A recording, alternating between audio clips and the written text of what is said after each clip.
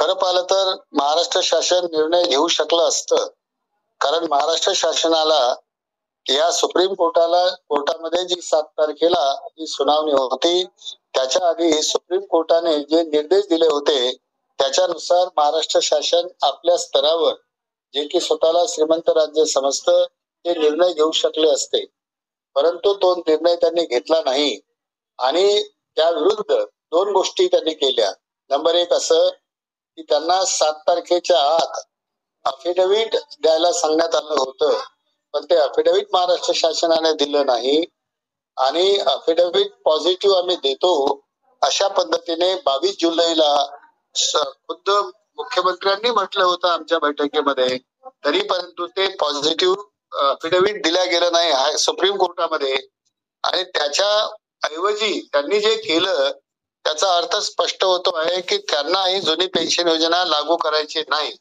ही त्यांनी काय कृती केली तर त्यांनी एक समिती गठीत केली. समिती गठीत करून आपल्या सॉलिसिटर जनरलच्या मार्फतीने तिथे सुप्रीम कोर्टामध्ये कळवलं की आम्ही समिती गठीत केलेली आहे आणि समिती गठीत असल्यामुळे आता आपण आज निर्णय देऊ नका. जे सुप्रीम कोर्टाने स्पष्ट केलं होतं की तुम्ही जर निर्णय नाही घेतला तर आम्ही आमच्या पातळीवर गुणवत्तेने निर्णय घेऊ. त्यांची गुणवत्ता काय होती हे स्पष्ट झालेलं आहे. सुप्रीम कोर्टाने गुणवत्तेची व्याख्या हीच केली होती की शासनाला ज्या राज्य शासनाला अशा प्रकारचा खर्च करणं पेलवतं, जे जुन्या पेन्शन योजनेचं ओझं हे सांभाळू शकतात अशा राज्यांनी ते आपल्या स्तरावर तो निर्णय घ्यायला पाहिजे. ते जर घेत नसतील तर आम्हीच गुणवत्ता लक्षात घेऊ की कोणतं राज्य देऊ शकतं.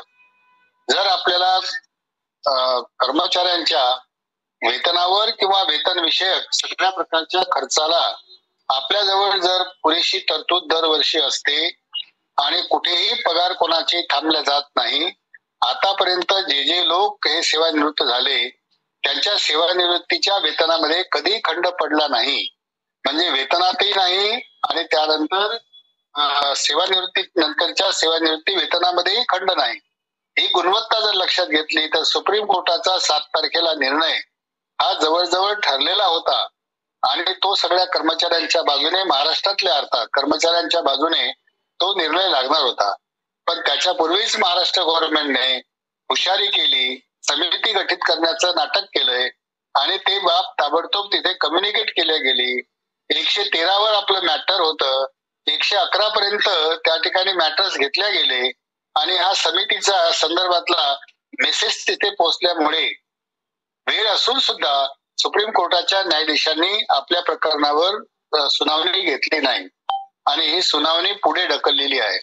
आता समिती केव्हा गठीत केल्या जाते, समितीचा निर्णय काय येतो, तो का सुप्रीम कोर्टाला कळवल्या केव्हा जातो, त्याच्यानंतरच सुप्रीम कोर्ट त्या ठिकाणी सुनावणी ठेवेल हे ओघाने आलं. त्याच्यामुळे कर्मचाऱ्यांची पूर्णपणे फसवणूक करण्याचा हा ठिकाणचा महाराष्ट्र शासनाचा डाव हा तिथे स्पष्ट झालेला आहे.